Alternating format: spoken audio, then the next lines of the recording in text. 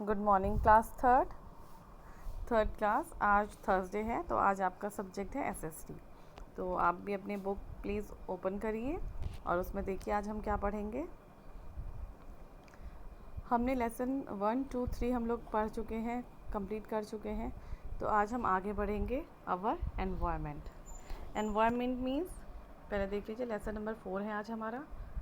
अवर environment मतलब हमारा पर्यावरण जो हमारे चारों तरफ होता है वो हमारा क्या कहलाता है? एनवायरनमेंट। ओके, तो let's start.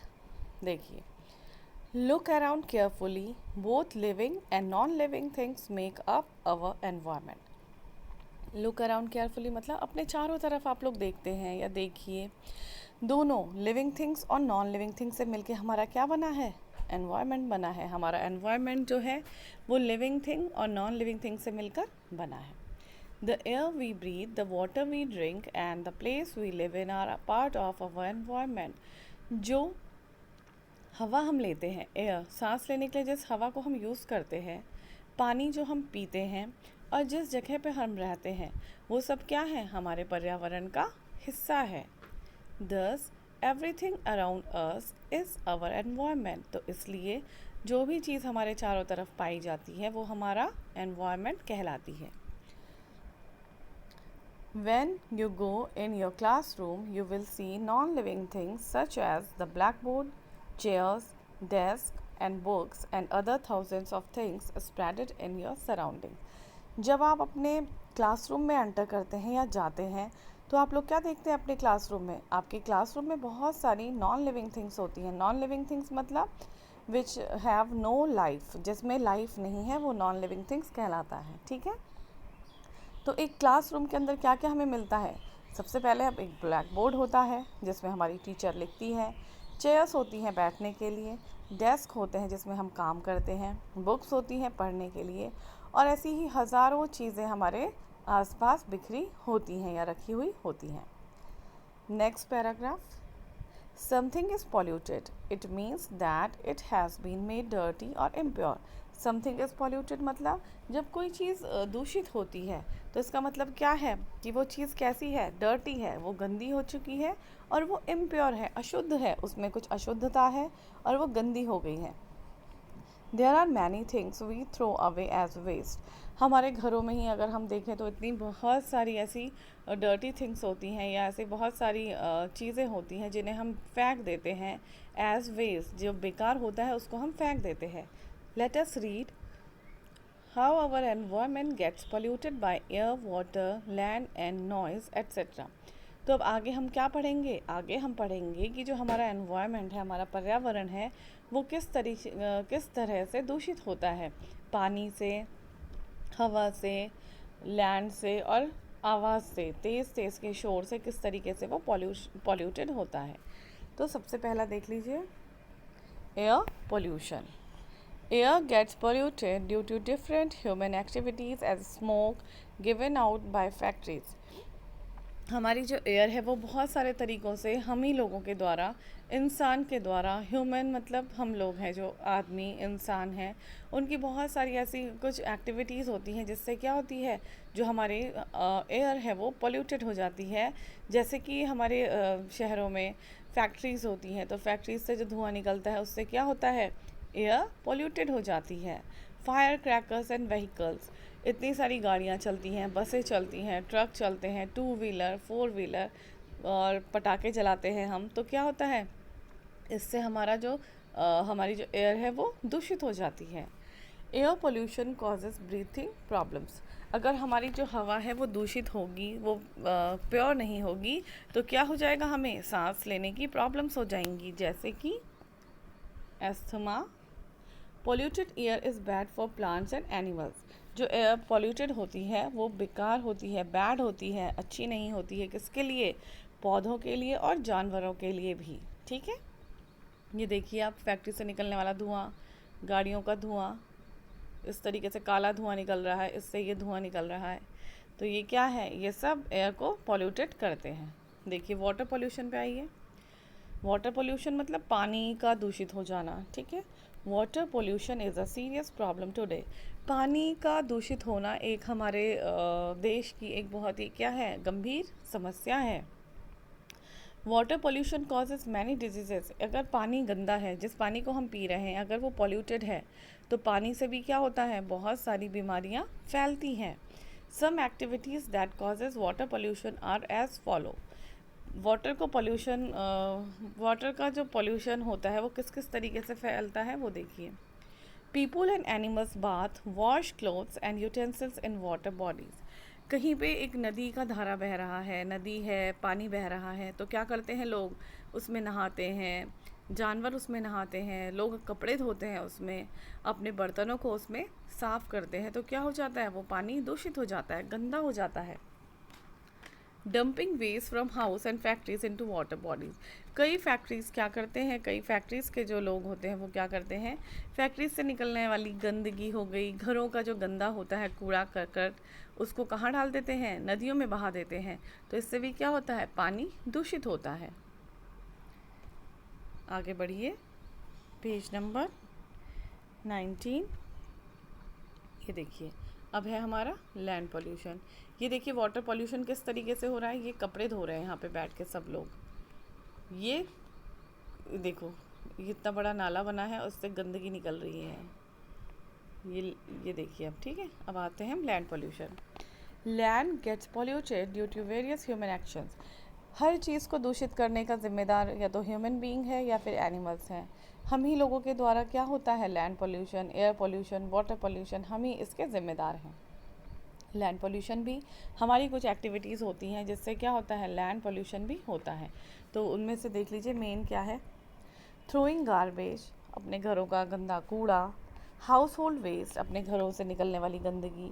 Polythene bags in the open, और जो पॉलीथीन होती हैं उसको ओपन में फेंक देना, ये क्या है, लैंड पोल्यूशन इससे ही होता है। Over use of chemical fertilizers by farmers. हम अपने खेत में कुछ पौधे रोपते हैं, बोते हैं, और उनको अच्छे से उपजाऊ बनाने के लिए या उनको अच्छी की फसल पैदा करने के लिए हद से ज़्यादा, मतलब बहुत ही ज़्यादा लिमिट में हम लोग क्या डालते हैं, फर्टिलाइजर्स डालते हैं, केमिकल यूज़ करते हैं, तो उससे भी क्या होता है, लैंड पोल्यूशन। नॉइज़ पोल्यूशन में आइए। नॉइज़ होता है शोर, पोल्यूशन, शोर से पोल्यूशन होना, मतलब एनवायरनमेंट पोल्यूशन किससे हो जाता है, नॉइज़ पोल्यूशन से भी होता है। तो देखिए, among the sounds we hear, बहुत सारी जो आवाज़ें हम सुनते हैं, only some are pleasant to our ears, उनमें से कुछ ही आवाज़ें ऐसी होती हैं जो हमारे कान को सुकून देती हैं।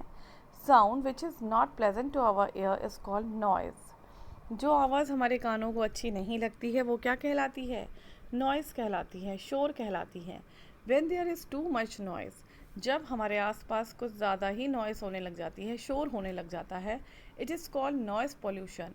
कभी शादी होती है, कहीं शादी है, वहाँ डीजे बजता है, लेकिन सिर्फ एक लिमिट की जो वॉल्यूम होती है वही हमारे कानों को सूट करती है, लेकिन जब उससे ज़्यादा लिमिट क्रॉस हो जाती है आवाज़ की, तो वो क्या हो जाता है, उससे नॉइज़ पोल्यूशन होता है। ठीक है, तो देख लीजिए क्या क्या कारण है जिससे नॉइज़ पोल्यूशन होता है। Indoor activities like listening to loud music and television. घरों में बच्चे हो गए, बड़े हो गए, क्या करते हैं, तेज़ वॉल्यूम में क्या लगा देते हैं, म्यूज़िक सुनते हैं। टीवी कोई लोग बहुत तेज़ आवाज़ में सुनते हैं, अपने घर से आवाज़ दूसरे के घर तक जाती है, तो वो क्या हो जाता है, noise pollution. Excessive honking by vehicles. Excessive honking by vehicles, गाड़ियों का बहुत ज़्यादा होना। गाड़ियाँ सड़क पे जब फुल हो जाती हैं तो एक दूसरे के लिए क्या करते हैं, हॉर्न बजाते हैं आगे निकलने के लिए, तो वो भी क्या है, जब बहुत सारी गाड़ियों का क्या हो जाता है, इकट्ठा होना, जमा हो जाना, तो उससे भी नॉइज़ पोल्यूशन होता है। Bursting of fire crackers and use of loud speaker. Bursting of fire crackers, पटाखों का फोड़ना, कहीं लोग पटाखे फोड़ते हैं, दिवाली में भी फोड़ते हैं, लेकिन वैसे भी कभी कुछ किसी ओकेजन में लोग पटाखों को यूज़ करते हैं। और लाउड स्पीकर, कोई अनाउंस करता है तो बड़े बड़े स्पीकर्स लगाए रहते हैं, तो उससे भी क्या होता है, noise pollution. Loud noises harm our ears and can damage our hearing। अगर हम बहुत ज़्यादा लाउड कोई भी नॉइस हमारे कानों में आएंगी, तो इससे क्या हो सकता है, हमें सुनने में प्रॉब्लम हो सकती है, डैमेज आवर हेयरिंग, हमारे सुनने की जो क्षमता है वो क्या हो सकती है, ख़राब हो सकती है ज़्यादा आवाज़ों से। ठीक है, तो इसमें आपने देख लिया कितने तरीके के पोल्यूशन है, air pollution, water pollution, land pollution और noise pollution. 4 types of pollution: air pollution, water pollution, land pollution and noise pollution. ठीक है, तो अब इसमें आप देखिए how to save our environment, हम किस तरीके से अपने एनवायरनमेंट को बचा सकते हैं. ठीक है, तो देखिए grow more and more trees because they keep the air clean. बहुत सारे पेड़ उगाने चाहिए ताकि क्या हो, हमारा एनवायरनमेंट क्लीन हो सके, क्योंकि प्लांट्स हमारी क्या करते हैं, ग्रीन प्लांट्स हमारी हेल्प करते हैं एनवायरनमेंट को साफ़ करने में, शुद्ध करने में. Do not use polythene bags, polythene bags को बिल्कुल आप यूज़ करना छोड़ दीजिए. Do not waste paper,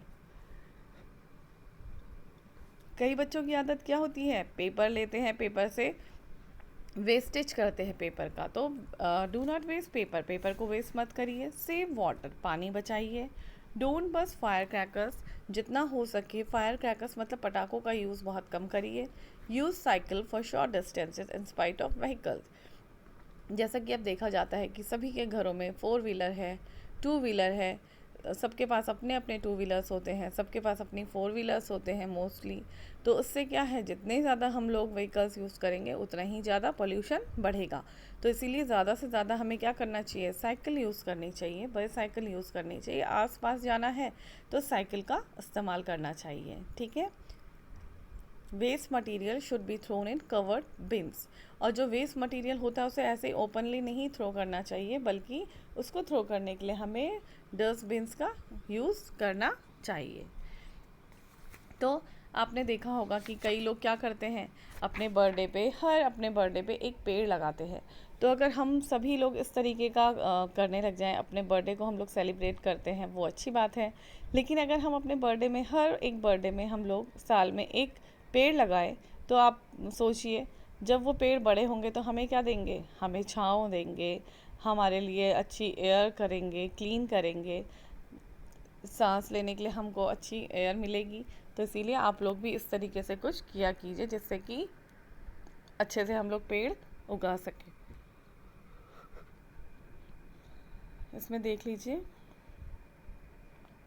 now I know, आपने क्या करना है, आज केवल एक आपने रिवाइज करना है इस लेसन को. कितने तरीके के पोल्यूशन होते हैं आपने वो लर्न करना है. How to save our environment, आपने कुछ पॉइंट्स आप याद करिएगा कि क्या क्या करना चाहिए हमें अपने एनवायरनमेंट को सेव करने के लिए. ठीक है, तो आपने आज आपका होमवर्क मैं ये दे रही हूँ आपको, HW, everything around us is our environment. First point आप लिखेंगे. ठीक है, ये लिखेंगे आप. Air gets polluted due to different human activities, एक ये लिखेंगे. Sound which is not pleasant to our ear is called noise, noise किसे कहते हैं आप ये लर्न करेंगे. Water pollution causes many diseases. Land gets polluted due to throwing garbage and over use of chemical. Grow more and more trees to save our environment.